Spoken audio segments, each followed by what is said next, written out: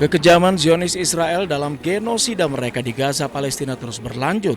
Setelah menghancurkan rumah sakit Shifa yang mengakibatkan puluhan warga tewas, kini serangan udara Israel menewaskan 6 pekerja bantuan internasional yang tergabung dalam Badan Amal World Central Kitchen. Serangan Israel terjadi di kota Deir al-Balah, Gaza Tengah. Kelompok bantuan amal tersebut hari Selasa tengah mengantarkan pengiriman bantuan makanan. Namun tiba-tiba kendaraan mereka dihantam rudal Israel. Padahal beberapa di antara mereka mengenakan alat pelindung dengan logo Badan Amal tersebut. Korban tewas langsung dibawa ke rumah sakit di kota Deir al-Balah. 6 korban yang tewas adalah 3 warga negara Inggris, 1 warga negara Australia, 1 warga negara ganda Amerika Serikat dan Kanada, serta sopir mereka yang merupakan warga Palestina. Badan Amal World Central Kitchen didirikan oleh selebriti Jose Andres, dan terkait insiden ini pihaknya menyatakan akan menghentikan operasi mereka di wilayah tersebut.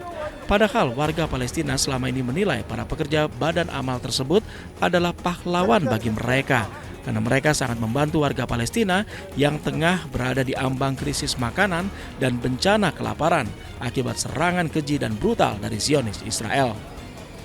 Serangan Israel ini menjadi sebuah kemunduran besar terhadap upaya pengiriman bantuan makanan melalui laut karena Israel sangat membatasi akses ke Gaza Utara. Kesulitan untuk menembus Gaza membuat bantuan yang diberikan dunia internasional ke Gaza kini terus dilakukan melalui jalur udara. Hari Selasa terlihat sejumlah bantuan diterjunkan melalui parasut ke wilayah Gaza. Sementara di perbatasan Gaza, militer Israel terus mengerahkan kendaraan perang termasuk tank tempur. Warga negara asing yang tewas akibat serangan Israel hari Selasa kemudian dibawa ke rumah sakit Abu Yusuf Al-Najjar di kota Rafah di Gaza Selatan. Selanjutnya jenazah warga negara asing ini akan dievakuasi keluar dari Gaza. Israel sendiri menyatakan kesedihan mereka atas perbuatan mereka, namun Israel tidak mau bertanggung jawab. Senin malam rumah sakit Al-Najjar juga menerima 6 jenazah akibat serangan brutal Israel. Setidaknya pihak rumah sakit menerima 6 jenazah yang 3 diantaranya adalah anak-anak yang tak berdosa. Ibu dari seorang anak yang tewas yang bernama Abir Barakat menyatakan mereka tengah berjalan menuju kediaman kakek mereka. Namun tiba-tiba di tengah perjalanan mereka diserang oleh militer Israel. Hatinya hancur melihat anaknya yang masih berusia 7 tahun dan tidak tahu menahu mengenai perang, namun menjadi korban kekejaman tentara Israel yang menyerang membabi buta tanpa pandang bulu.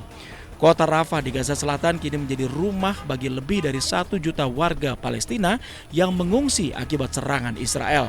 Kementerian Kesehatan Gaza menyatakan korban tewas akibat genosida Israel di Gaza kini mencapai lebih dari 32.800 orang, di mana 2/3 dari korban adalah anak-anak dan perempuan.